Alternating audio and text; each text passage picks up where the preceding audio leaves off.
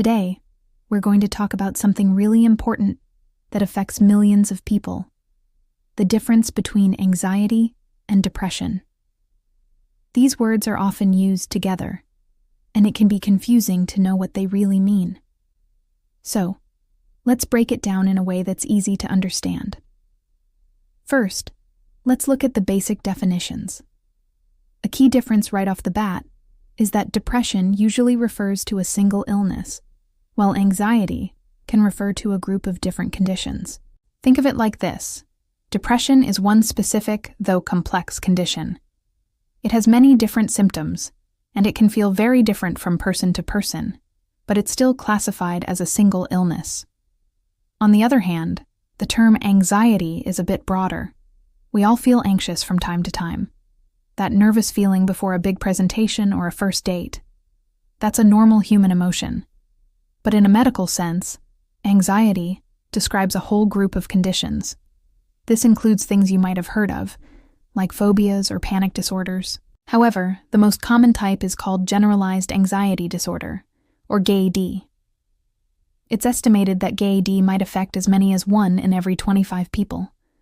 Because it's so common, we'll focus mainly on GAD when we compare it to depression today. So, what are the differences and similarities between GAD and depression? Let's dive into the symptoms. Both conditions can cause emotional and physical symptoms, which is one reason they're often confused. Let's start with the emotional side of depression.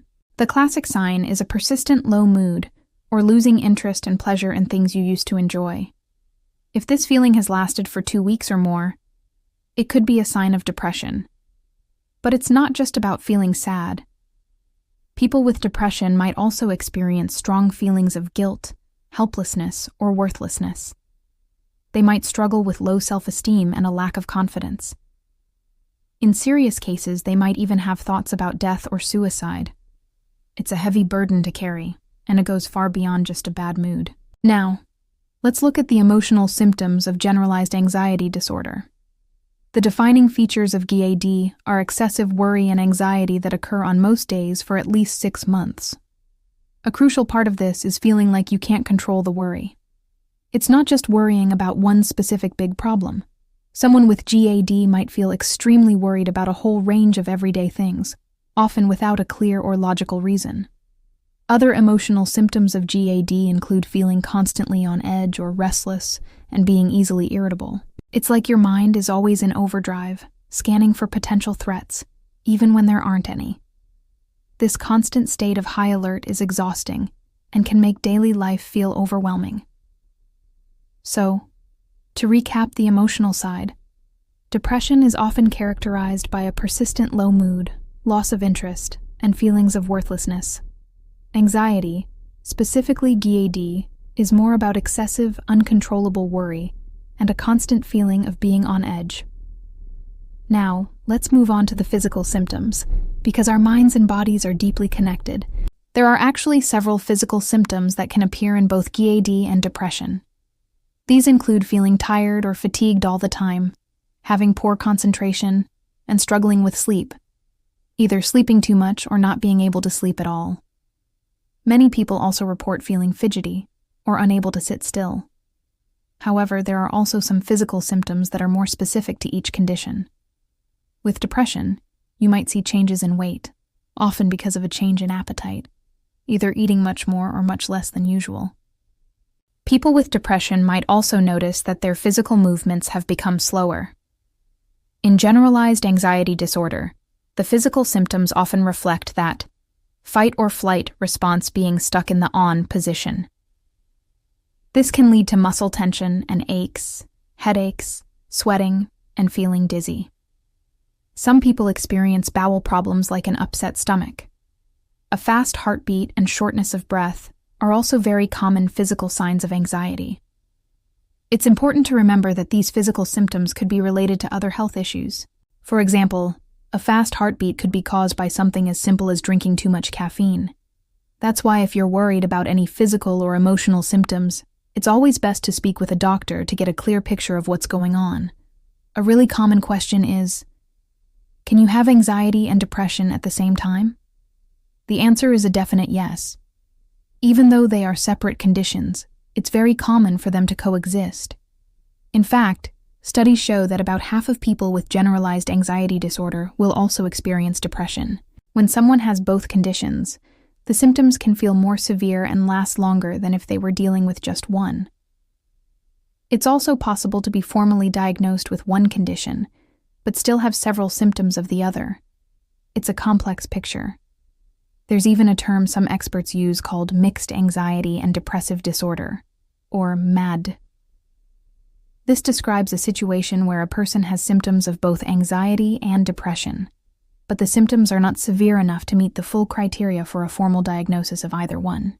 But even without a formal diagnosis, this combination of symptoms can still cause significant distress and have a big impact on someone's daily life. So, if the conditions can overlap and happen at the same time, how are they treated? Is the treatment for anxiety different from the treatment for depression? Well, for both GAD and depression, the two main types of treatment are psychological therapies and medication. Psychological therapies, often called talk therapies, involve talking through your thoughts, feelings, and behaviors with a qualified professional. A very common and effective type is cognitive behavioral therapy, or CBT. CBT helps you identify and challenge unhelpful thought patterns and behaviors, and develop healthier coping strategies. It's about understanding the connection between how you think, how you feel, and how you act. The other main treatment is medication. Medicines called antidepressants are often used to treat both depression and anxiety, and they can be very effective for many people. The most common type are called SSRIs, which stands for selective serotonin reuptake inhibitors. But there are many other types available if the first one doesn't work for you. Often, the most effective treatment plan is a combination of both therapy and medication. The best approach is always tailored to the individual. A doctor might also look at lifestyle factors like diet, exercise, and sleep habits to see if making changes there could help improve symptoms. So, after hearing all this, you might be wondering, how do I know if I have anxiety or depression? That's the most important question.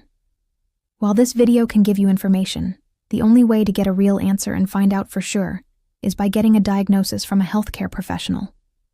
Generalized anxiety disorder and depression are real, treatable conditions. They are not signs of weakness, and you don't have to just get over it. If you're struggling with your mood, or if any of the symptoms we've talked about today feel familiar, please reach out for help. Your first step should be to get in touch with your GP or a primary care doctor. They can talk to you about your symptoms, figure out what's going on, and connect you with the support and treatment you need. Taking that first step can feel hard, but it's the most important one you can take on the path to feeling better. Please know that you are not alone, and help is available. If you feel like you're in a crisis, or need to talk to someone right now, there are services available 24/7. And if you believe you are in immediate danger of harming yourself, please call the emergency services or go to your nearest emergency department. We'll put these resources in the description below. Thank you so much for watching today. I hope this video has been helpful in clarifying the differences and similarities between anxiety and depression. If you found this useful, please give it a thumbs up and consider subscribing to our channel for more content on health and well-being. Take care of yourselves, and we'll see you in the next video.